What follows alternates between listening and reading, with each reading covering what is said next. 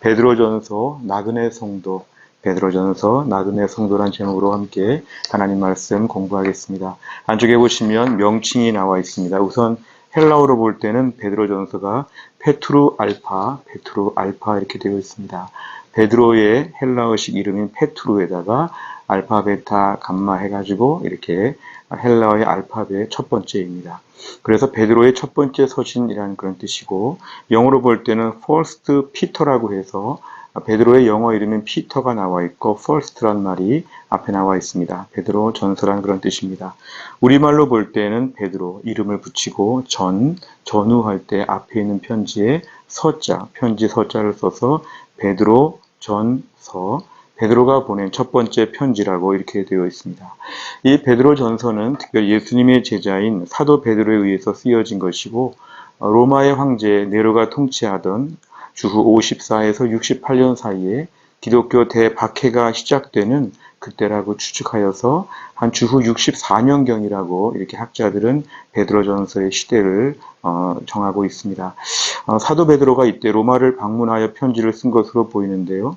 이 베드로전서에 자주 등장하는 바벨론이라고 하는 표현은 실제로 바벨론 땅이라기보다는 로마를 바벨론이라고 이렇게 표현한 것으로 알려져 있습니다. 그만큼 로마가 부패하고 타락하고 우상을 숭배하는 그런 악한 지역이라는 뜻으로 이 바벨론은 로마를 말한다. 베드로전서의 바벨론은 로마를 의미하는 것으로 되어 있습니다. 이 베드로전서의 수신자, 이 편지를 받는 사람들은 흩어진 성도들입니다.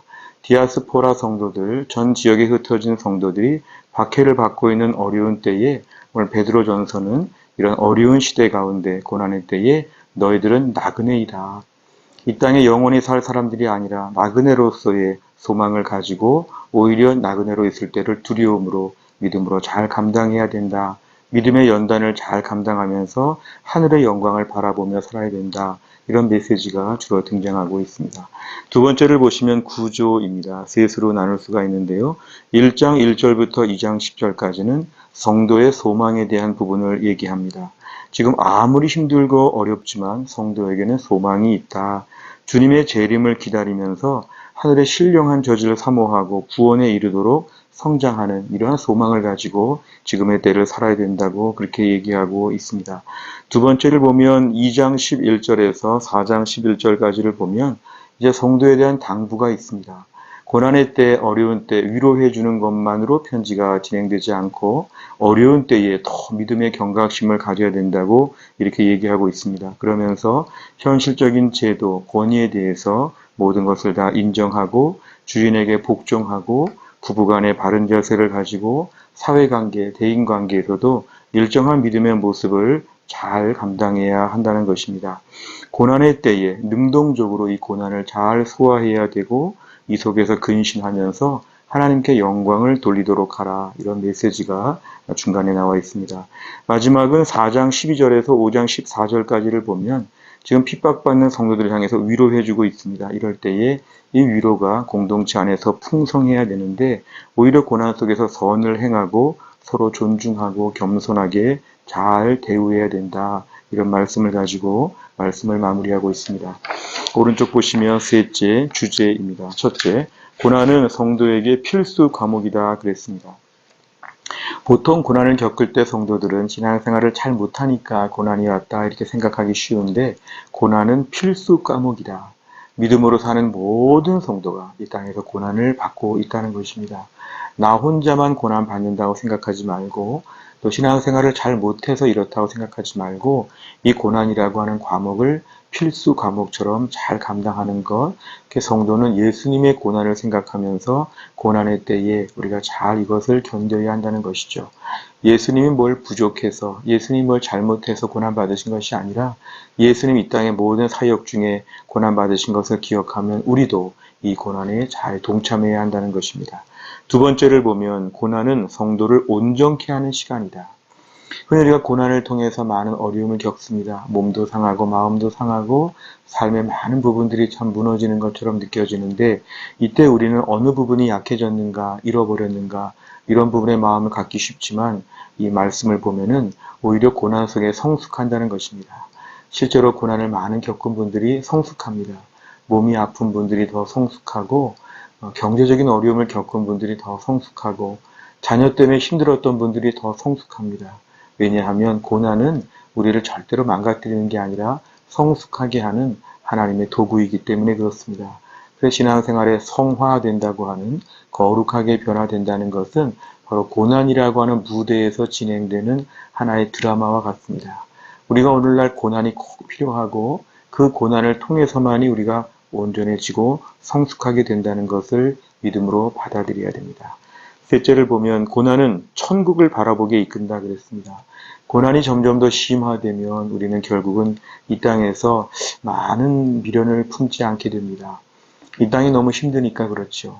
근데 이 땅에서 많이 힘들고 어려워지다 보면은 결국은 이 땅의 소망을 접고 하늘의 소망을 갖게 됩니다. 이 땅에 있는 모든 텐트를 걷고 하늘나라의 텐트를 치게 됩니다. 그 말은 뭐냐면은 고난을 통해서만이 우리는 천국을 더 바라보게 되는 것입니다. 오히려 나그네 인생길에서 잠깐 산다고 생각하고 이겨야 됩니다. 잠깐 살기 때문에 불편해도 아파도 참는 것인데 우리에게 영원한 천국이 다가오고 있기 때문에 우리가 오늘날 하늘나라의 소망을 품기에는 이 땅의 적절한 고난이 우리 믿음에 도움이 된다는 것입니다. 오히려 너무 부자이거나 너무 인생이 잘 펼쳐지는 사람들을 보면 천국을 바라보지 않습니다. 그리고 불신자와 똑같이 여기에 모든 것을 다 품습니다. 그러다 보니까 상처도 받고 신앙생활도 적당히 하고 세상에서 불신자 친구들과 어울리는 것을 자랑으로 생각하고 화려한 생활에 도취가 되는데 결코 신앙생활에 유익하지 않습니다. 고난이 있어서 천국을 바라보게 하시는 하나님의 그 깊으신 마음을 우리가 알아야 합니다. 넷째를 보시면 적용입니다. 첫째, 우리에게 주어진 고난을 기쁨으로 감당한다 그랬습니다. 어차피 고난이 우리에게 필수 코스라고 하면 이건 받아들여야 되죠. 이거는 받아들여야 됩니다. 고난을 피하려고 하는 것이 아니라 받아들이는 것입니다. 개인적인 원망과 불편한 마음들, 하나님을 향한 원망의 마음들, 이런 모든 것들은 우리가 오늘 고난의 때에 우리 신앙을 잘못 이끌 수 있습니다. 오히려 이럴 때 기쁨으로 감당해야 합니다. 성령의 충만함으로 좁은 길을 기쁨으로 걸어가는 것, 이 좁은 길을 가면서도 성령의 은혜로 말미암아 기쁨으로 감당하는 것. 내가 걷는 길을 아브라함도 걸었고 모세도 걸었고 바울도 걸었습니다. 내가 지금 걸어가는 모든 길에 있어서 하나님께서 모든 걸 주관하시기 때문에 우리는 기쁜 마음으로 이 코스를 감당해야 한다는 것입니다. 그래서 어차피 이왕 갈 길을 기쁨으로 감당하는 것, 그래서 은혜를 많이 구해야 합니다. 은혜 없이는 이 고난을 자꾸 감당하기 어려워지기 때문에 은혜를 두둑히 우리가 받아서 이 고난을 기쁨으로 감당하는 것이 우리에게 유일한 과제입니다. 두 번째를 보면 고난의 때 고통보다 성숙에 포커스를 둔다 그랬습니다.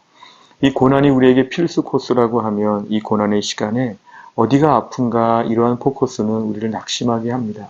어차피 나이가 들면서 잃어가는 것이 많은데 신앙생활 하면서 더 잃어가는 것이 많을 수 있습니다. 신앙생활의 득실 관계를 보면 잃어가는 것도 분명히 있습니다. 그러나 우리는 잃어버리는 것에 관심을 두지 아니하고 얼마큼 성숙해졌나를 관심을 두어야 합니다. 힘들고 어려운 일을 많이 겪었다. 평생 원망과 서운함과 섭섭함으로 살 것이 아니라 그러나 한평생 내가 더 많이 성숙했습니다. 그전보다 많이 기도하고 그전보다 많은 사람들을 품게 되었고 그전보다 더 기다릴 줄 알게 되었고 그전보다 더 하나님을 찬양하게 되었습니다. 그전보다 더 내가 많이 영적으로 노련해지고 다듬어졌습니다. 이게 우리에게는 중요한 것이죠. 그래서 우리는 어려운 시간들을 보내면서 내가 더 성숙해지고 싶다고 하는 소원을 품어야 합니다.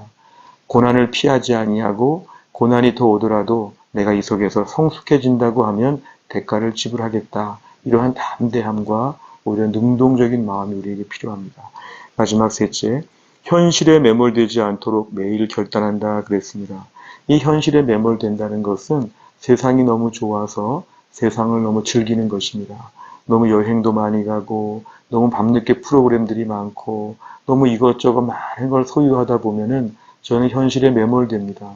천국에 가고 싶은 마음도 없고 하나님의 은혜를 별로 바라보지도 아니하고 세상에서의 칭찬과 명예와 성공과 박수치는 것과 이런 것에 마음을 다 빼앗기다 보면 현실적으로 우리는 충분히 좋아 보이지만 영적으로는 그만큼 손해를 봤다고 알아야 합니다. 영적으로 저희는 많이 지금 실패하고 있는 것이죠. 오히려 적당한 고난을 통해서 이제 하늘나라가 진짜다. 이 땅은 다 그림자에 불과하다. 이런 마음이 매일매일 분명해야 합니다. 사람에게 상처를 받거나 인생에 좀 걸림돌이 있거나 여러 가지 어려운 일을 겪으면서 역시 세상은 우리를 만족해 하지 못한다. 역시 나는 이 땅의 백성이 아니다. 이런 것들을 분명히 하는 것이죠. 그래서 현실에 매몰되지 않도록 혹시 우리 가운데 비교적 넉넉한 분들, 안정적인 분들에게 특별히 당부할 것은 세상이 좋아도 여기에 빠지지 않아야 합니다. 빠지지 않아야 합니다. 충실하게 살고 기쁨을 누리고 또한 분복을 누리는 게 참 좋지만 이 속에서 내가 흠뻑 빠지지 않도록 말씀 보는 거, 기도하는 거, 예배하는 거, 공동체가 모이는 다락방과 전도회와 모든 교회에서의 훈련과 전도와 섬김과 이런 시간들을 손해보지 않도록 해야 합니다. 세상에서 아무리 바빠도 하나님 앞에 집중하는 태도를 유지해야지만 우리는 진정한 하나님의 복을 받는 것입니다. 오늘 말씀을 통해서 우린 나그네로 산다고 하였습니다. 나그네로서의 삶을 오늘도 믿음으로 잘 감당할 수 있기를 주의 이름으로 축복합니다.